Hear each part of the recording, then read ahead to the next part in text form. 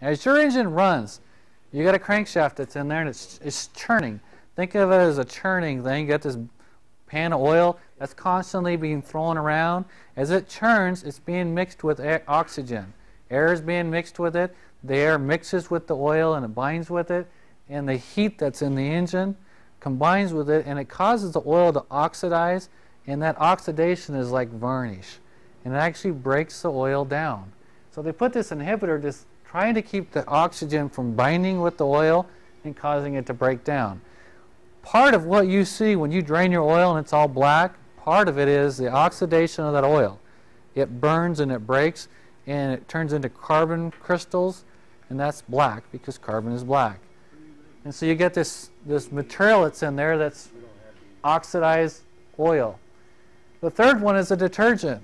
And most people think of Dawn dishwasher detergent. It's not quite that, but it does a similar thing. When you put detergent in your oil, what it does is it cleans that oxidation that was binding up on the cylinder walls and in the crankcase. It actually washes it and cleans it back off just like dishwasher detergent. And so it's cleaning it. And once I get that stuff cleaned off the cylinder walls, where's it going to go? It's going to go in your oil. And if it sits in the oil, then it's going to settle out. And if the oil or the debris settled out, what would happen to the bottom of my oil pan? You'd get this film of sludge down there. So we're going to add another one, which is called a dispersant. The dispersants take that stuff, that soot and that oxidation that you've wiped off the cylinder wall, and it puts it in suspension and it keeps it floating around in the oil.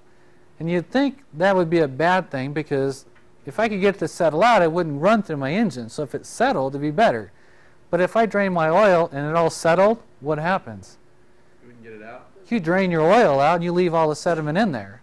So by keeping it in suspension, when you start your engine, run it, warm it up, and then drop the oil plug, those dispersants hold it in suspension, and then it goes out with your oil change.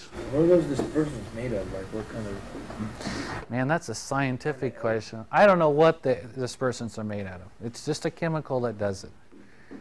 So, and in the film, they go through each one of these in the film, and they show you when they add the additive, you can actually see it just, it knocks it like instantly.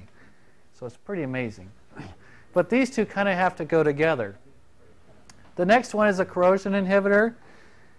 A byproduct of an internal combustion engine is acid. When you get blow-by and you just get an engine running with gasoline stuff, creates acid, and that acid is going to attack it. Inside your engine, there's no paint, there's no protection, it's just bare metal. And if you don't protect it, it's going to rust. And if I'm running it and I'm getting water in there because it's drawing water out of the air, it's condensating, it's the only way I'm going to get water. I don't put it in as an additive. Then it's going to cause it to rust, so we're going to put some corrosion inhibitors in there. Anti-foam, if you put detergent in soapy water or in water and stir it up, it does what? Foams. So if we're going to add detergent, we got to add anti-foam inhibitors. As that oil's being churned by the crankshaft, we don't want to foam up, because foam doesn't disperse heat, it doesn't lubricate, and it inhibits the whole purpose of that oil. So we put foam inhibitors in there. Pour point dispersants, that's the stuff that we use to make multi-viscosity oil. That makes it flow better under certain conditions, hot temperatures and low temperatures. And then the last one, my viscosity index improvers, it also follows along the same lines. Helps me flow under low temperatures and still hold that viscosity under high temperatures. What about those oils that claim to help seal old, like, valve seals and stuff like that? Those things, do those actually work, or is it just marketing? They do. Some of them do work. His question is stuff you put into softened seals, and what that stuff, it's an additive that actually, I'm not sure how it actually softens the seal, but what it does more than softening the seal is actually has more body.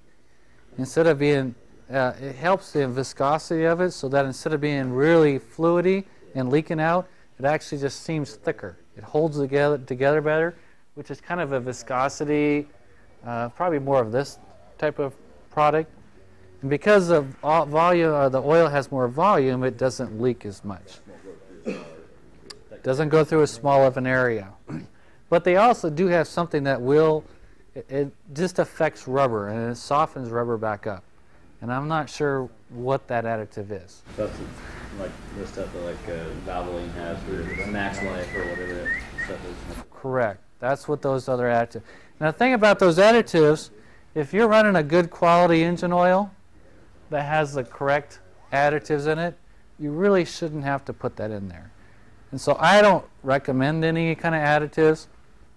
What I recommend is the right oil, changed at the right intervals. And if you do that, What is the right oil? we'll talk about that here in a minute.